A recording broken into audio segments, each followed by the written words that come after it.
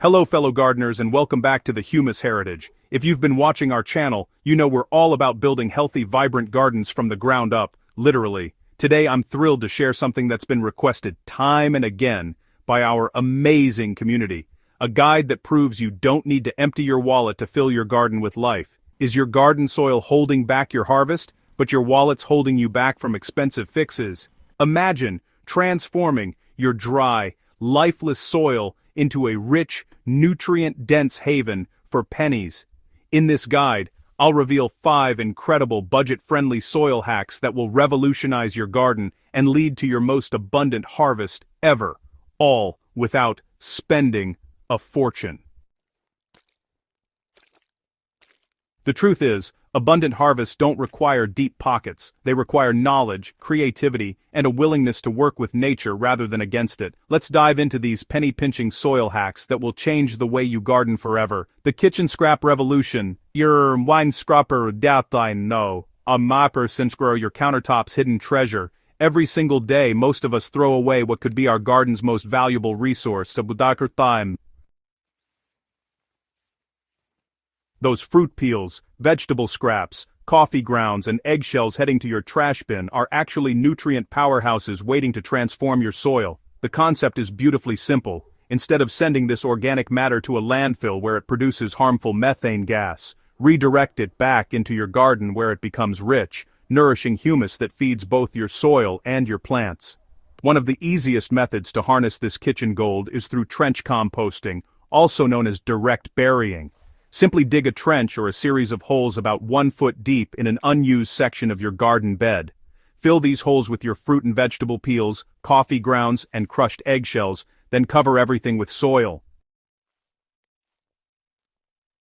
Over the next couple of months, the incredible workforce of earthworms and beneficial microorganisms will break down these materials into dark, crumbly, nutrient-rich humus. The beauty of this method is its simplicity. There's no bin to maintain, no turning required, and no concerns about attracting pests if you bury the scraps properly.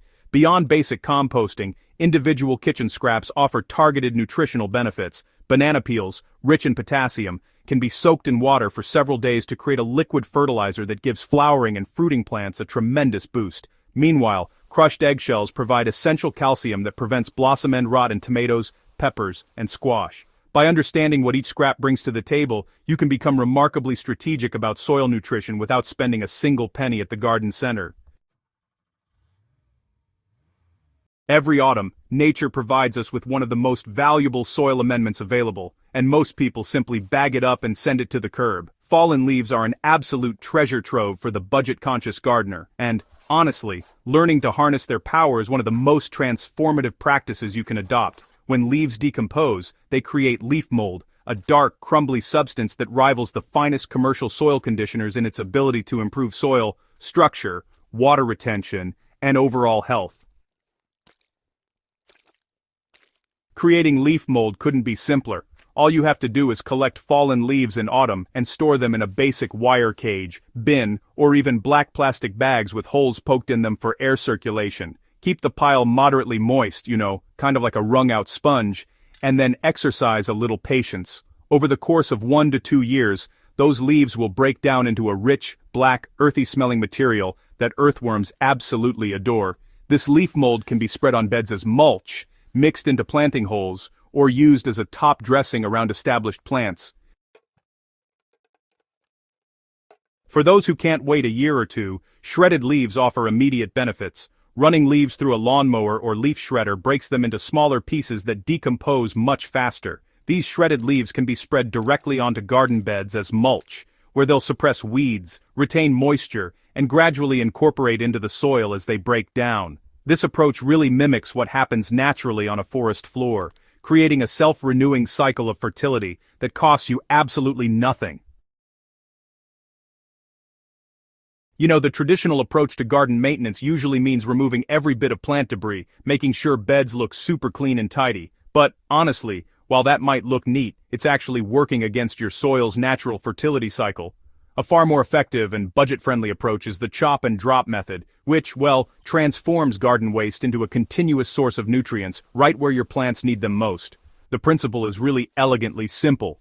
Instead of hauling away pruned branches, spent plant stalks, and dead leaves, just chop them into smaller pieces and leave them on the soil surface around your living plants. This practice actually mimics a forest floor ecosystem, where falling debris constantly feeds and protects the soil beneath.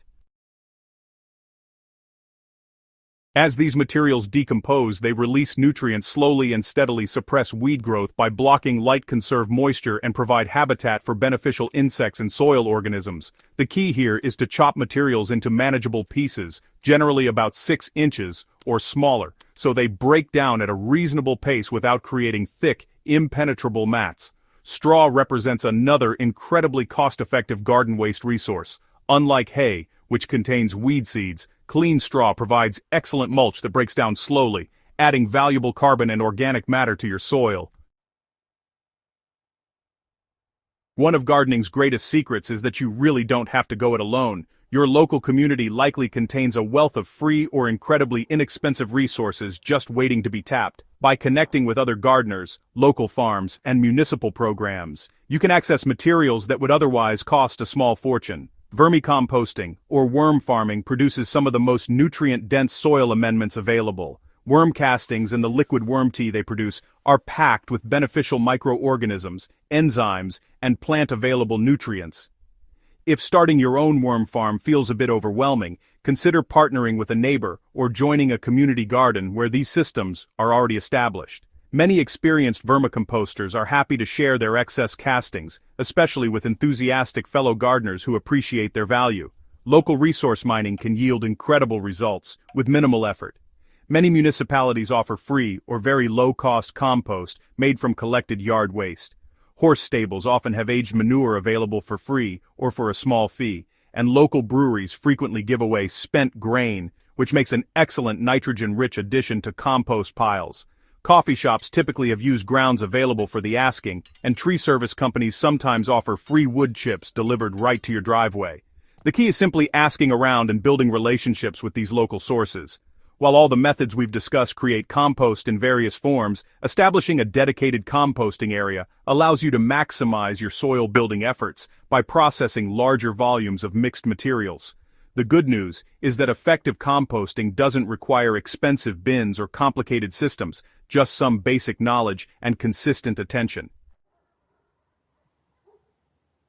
A functional compost bin can be built from repurposed wooden pallets stood on end and wired together, or even a large plastic storage tote with holes drilled for drainage and aeration. The key to successful composting is maintaining the right balance between nitrogen-rich green materials, like kitchen scraps, fresh grass clippings, and green plant matter, and carbon-rich brown materials like dried leaves, straw, and shredded cardboard or paper. A good rule of thumb is roughly 2 to 3 parts brown materials for every 1 part green materials.